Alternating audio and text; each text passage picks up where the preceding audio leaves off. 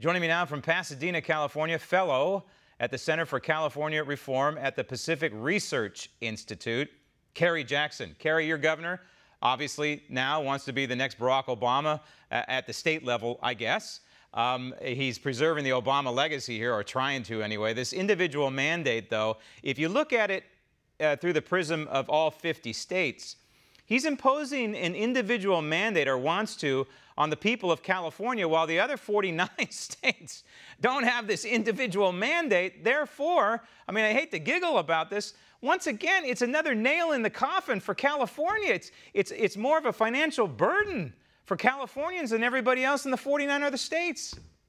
Well, there's the old saying of people voting with their feet, and that's what a lot of people are going to do. And they're already doing that here. The middle class is being hollowed out of the state by the expenses of living here. But yeah, if there's 49 other states where you don't have to deal with the individual mandate, you may find yourself moving to one of those, and maybe one nearby in Nevada or Arizona, where you can live a whole lot more cheaper than you can here, more cheaply, I should say. But we've known this doesn't work at the national level. It's not going to work at the state level. It's going to hurt the people that's supposed to be protecting the most. It's going to be a tax hike on the poorest Californians. Right. And how exactly does this work for illegals? And how does it work for the homeless? California, you folks have a huge homeless problem right now. I believe the number is 40,000. It's probably 50,000. It's estimated in LA alone, but it's also trashing San Francisco, San Diego. The government welcomes the local governments, the state government welcomes homeless people to California with open arms, and then says to the taxpayers, hey, you're going to have to pay for all these facilities that we have to build. Clearly, it's a model that is destroying the state. And right now, they're even considering going to these community colleges. And there's a bill in Sacramento, from what I hear, that's going to force community colleges to keep their parking lots open at night so homeless people can use the parking lots of these community colleges. This is a death spiral for California. It's interesting. They're forcing this, as I understand it, on the community colleges, that they don't want to do it themselves, but the legislature thinks this is what needs to be done. And there are going to be costs. It's going to cost, one of the sources says, tens of millions of dollars.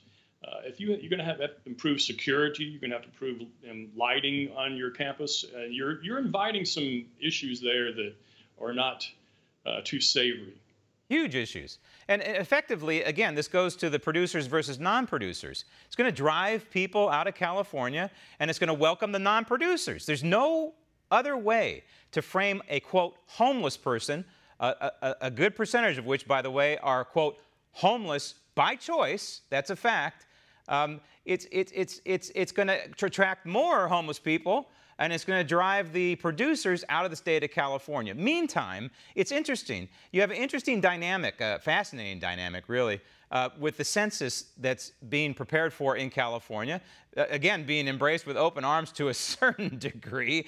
Of course, we know it's being fought in the United States Supreme Court. The state of California is fighting the Trump administration's attempt to try and figure out how many illegals reside in California and the entire United States. But at the same time, we know that there's a net population loss. And I know that the numbers have been out this week, and they said it's just a slight gain. But when you consider they're counting illegal immigrants in this population gain that they're talking about, that doesn't count to me. These should be U.S. citizens they're measuring. And again, there's a net U.S. citizen population loss going on in California. Well, obviously, California wants to have its population as big as possible, and it would like to measure those who are out here legally. And it helps with representation in Washington. They don't want to lose any seats in the House.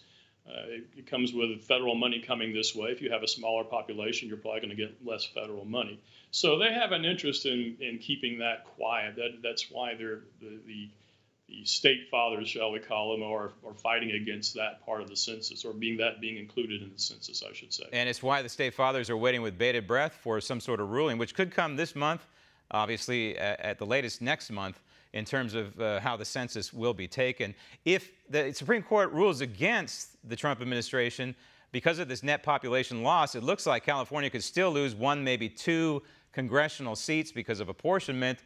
If the Supreme Court happens to decide on the Trump administration's need and desire to count illegals in California, could lose possibly 3, who knows, maybe 4 congressional seats. Want to see more videos like this?